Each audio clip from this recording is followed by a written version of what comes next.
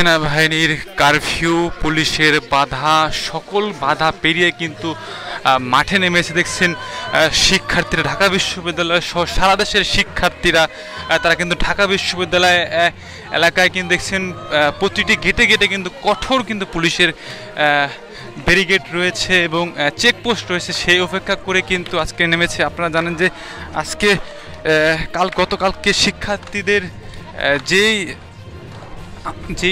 ঘোষণাটি এসেছে এবং তারা কিন্তু বলছেন যে তাদেরকে জিম্মি করে মেরে পিটিয়ে তাদেরকে জবানবন্দি নেওয়া হয়েছে। পর থেকে বাংলাদেশ এত ভয়াবহ সময় আর কখনো অতিক্রম করে নাই। এত রক্ত, এত হিসাব নিকাশবিহীন মৃত্যু, এত নির্বিচার হত্যাকাণ্ড স্বাধীনতার পরে কখনো বাংলাদেশে ঘটে নাই। এই সময়ে আমরা ছাপোষা মানুষেরা আমাদের প্রতিদিনের খাবার খাচ্ছি, বাজার সদাই করছি, ফুর্তি করছি, সব করছি। আর আরেকদিকে আমাদেরই ঘরের, আমাদেরই পাশের বাড়ির বাচ্চাগুলো রাতের অন্ধকারে পালিয়ে বেড়াচ্ছে তাদের জীবন সংশয়ের মুখে। ছোট্ট 4 বছর, 6 বছর, 7 বছর, 12-13 বছরের বাচ্চারা হঠাৎ করে কোথা থেকে উড়ে আসা বুলেটে মারা যাচ্ছে। 17 বছরের বাচ্চাদেরকে রিমান্ডে নিয়ে যাওয়া হচ্ছে। রেকর্ডকৃত ভিডিওতে দেখা যাচ্ছে ঠান্ডা মাথায় পথচারী হেঁটে যাচ্ছে, তাকে ঠান্ডা মাথায় পেছন থেকে এসে গুলি করে ফেলা হলো। রেকর্ডকৃত ভিডিওতে দেখা যাচ্ছে আহত মানুষকে টেনে নিয়ে যাচ্ছে তার স্বজন, ঠান্ডা মাথায় একজন এসে তাকে গুলি করে দিল। এবং এরা সবাই আইন শৃঙ্খলা রক্ষাকারী বাহিনীর পোশাক পরিহিত। একটা রাষ্ট্র কতটা দেউলিয়া হলে এইরকম ঘটনা একটার পর একটা ঘটতে পারে?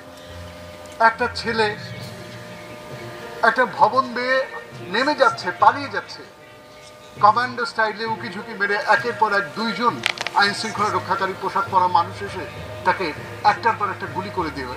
সেই বেচারার মৃতদেহটা ওখানে ঝুলতে থাকে। এই এত কিছুর পরে আমরা যেটা দেখছি, এই এত কিছুর পরে এটাকে হত্যাকাণ্ড না বলে আমরা কি বলবো?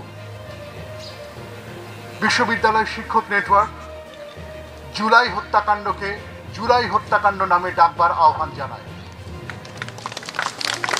আপনাদেরকে আমরা বলি, এই দেশে কোনো আইন নাই, কোনো বিচার নাই, কোনো গণতন্ত্র নাই। একটা রাষ্ট্র কত দেউলিয়া হলে একটা রাষ্ট্রের পোষা এজেন্সিকে লোকে ডাকে ভাতের হোটেল নামে। আর সেইখানে আমরা হাসছি কিন্তু চিন্তা করেন কি প্রহসন। সেইখানে রাতের অন্ধকারে মানুষজনকে তুলে নিয়ে যাওয়া হয়, তাদের খোঁজ করতে যায় যখন পরিজনেরা, তাদের খোঁজ করতে যায় যখন বন্ধুরা, স্বজনেরা, শিক্ষকেরা, তাদেরকে ঢুকতে দেওয়া হয় না, কোনো খবর দেওয়া হয় না, পথ আটকে রাখা হয়, রাতের অন্ধকারে তাদেরকে টর্চার করা হয়। আমরা নাহিদ ইসলামের শরীরের ছবি দেখি নাই? সরকার দেখাতে চেয়েছে ভাতের হোটেলের ছবি, সরকার দেখাতে চেয়েছে নাহিদ ইসলাম বিবৃতি পড়ছে যে আন্দোলন তুলে নেওয়া হলো। আর আমরা তো দেখেছি যে নাহিদ ইসলামের হাতে, পায়ে, সারা শরীরে কি পরিমাণ জখম। বন্ধুরা, সরকার ভুল পথে নয়, মিথ্যাচারের পথে হাঁটছে।